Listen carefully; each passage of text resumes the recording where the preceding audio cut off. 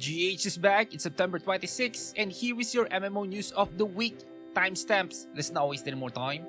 Let's do this. First up, Ragnarok Online 3 or Ragnarok 3 is looking for US players to join exclusive user interviews where 6 to 8 adventurers will be selected for 30-minute to 60-minute Discord voice sessions to share MMO experience and feedback. And the team has confirmed that selected participants will soon be contacted directly. In addition, signups are now open for the RO3 Pioneer Test, War of Imperium, an offline event that will let players in Thailand, Indonesia, Korea, and Taiwan try an early build of the mode, participate in guild-based battles, and meet the developers face-to-face to provide feedback. For more details and future announcements, you can visit the official RO3 Discord. And here's another Ragnarok news. This one is for ROGGH. The September 25 patch adds new content and events including the Glassheim Challenge mode and the Halloween 2025 event, plus several class improvements. Warlocks receive updated reading spellbook mechanics along with skill boost. They made Warlocks better. Sura skills were also adjusted, and Maestro and Wanderer skills had their requirements changed with enhanced effects. The new Glassheim Challenge mode offers materials for new headgears and enchants, while Halloween event features a questline involving Jack. Bug fixes were also included in this update. And I just wanna say, if they do rebalances, they should also give away skill resets. Next is Digimon Super Rumble news. The 2.77 update is now live as of September 25.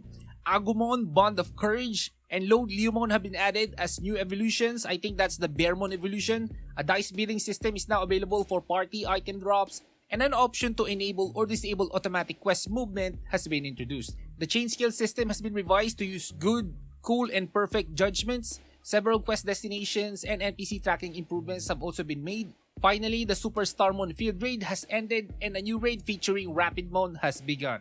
Next up, Sword Art Online Integral Factor has released its regular update introducing Chapter 2 Aincrad 58th Floor along with the new quest and a limited time 58th Floor Start Dash event.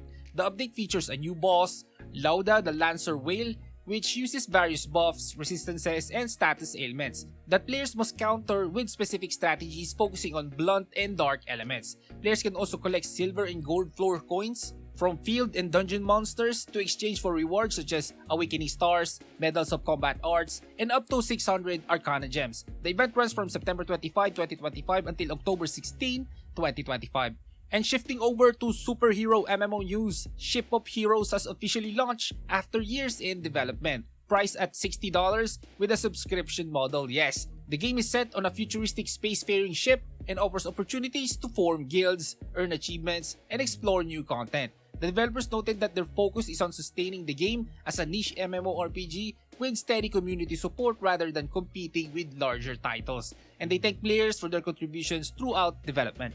And in other news, Toram Online has released an update adding Chapter 15's new story mission, Unda's Return, along with 2 new maps, Raden Tower, Air Vent, and Azizara Plains. The patch also introduces new recipes, security updates, and gift deliveries from the latest livestream. Several skills have been adjusted to improve performance and balance across different playstyles. Heavy armor remodeling was updated with added resistances and reductions. Drop items gain new special abilities, and a number of UI and minor bugs were fixed.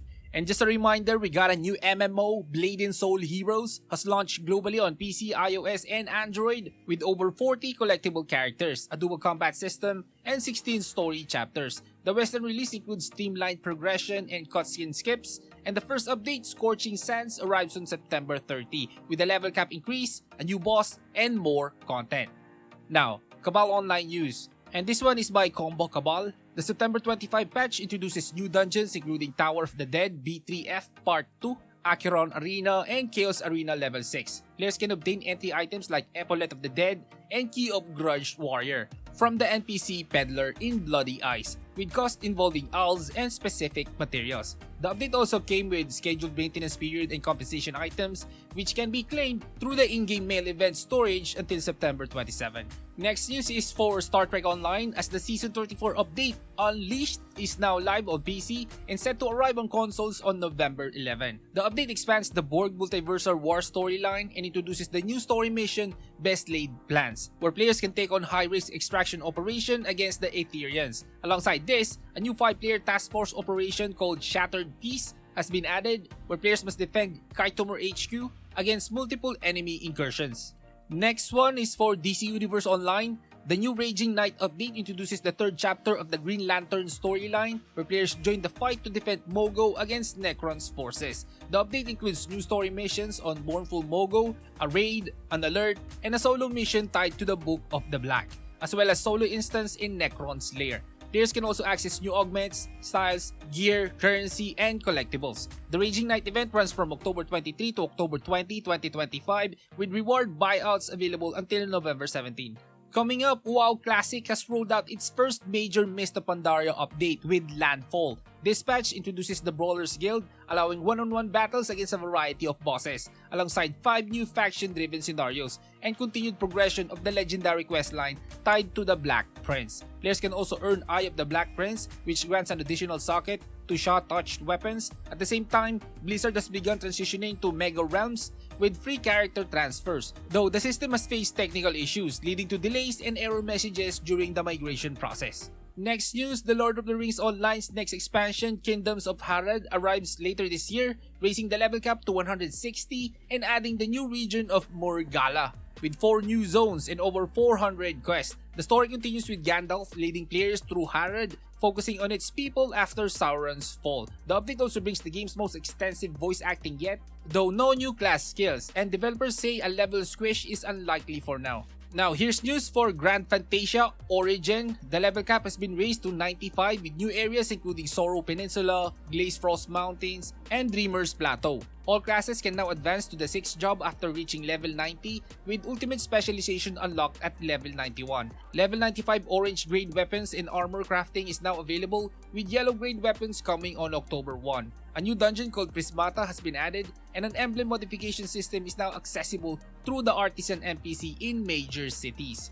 And quick news for Granado Espada, the September 24 maintenance introduced a new squad mission called Bounty Hunt Doppelganger, expanded rewards for Burlon Horde, and added new high-grade Muertos weapons with related enchantment options. New accessories with side effects were also introduced, and other fixes and UI adjustments were made. A new character, Yunha, was added along with the Blade of the Written Star stance, and a new subquest titled Astrologer of Korea. Next up, Soulworker news. The September 25 update introduces changes to the overclock system, where failed attempts now build up a bonus success rate that can reach 100%, and equipment no longer loses stats when overclock fails. A new solo and maniac raid called Ruthless Gold has been added, with level 85 entry requirements, weekly rewards, and craftable items such as Radiant Desire equipment. A new questline for Rosga's story has been introduced for level 85 players, and Jinsei Patsu receives his second awakening, bringing new skills, reworks to existing abilities, and adjustments to soul weapons. Next up, latale has released its latest update titled The Promised Land. This patch introduces a new area called Lindos, Sacred Place, along with new scenario quests for characters at Ascension level 9300 or higher. 3 new dungeons have been added, Helofall Fort, Trial of Iron, and Unknown Beach, offering unique rewards such as a charm, a brooch, and a badge. New monsters, items, titles, achievements, waypoints, and quests are also included, while some dungeons and item upgrades have had their difficulty adjusted. In addition, new and returner systems were introduced to support players with missions and rewards. A Lucky Pong event system was added, and several improvements were made to the Runestone, Zodiac, Awakening, and Memorial systems. And thank you for watching! Leave a like before you go. This is Gaming Hardcore. See you in the next one.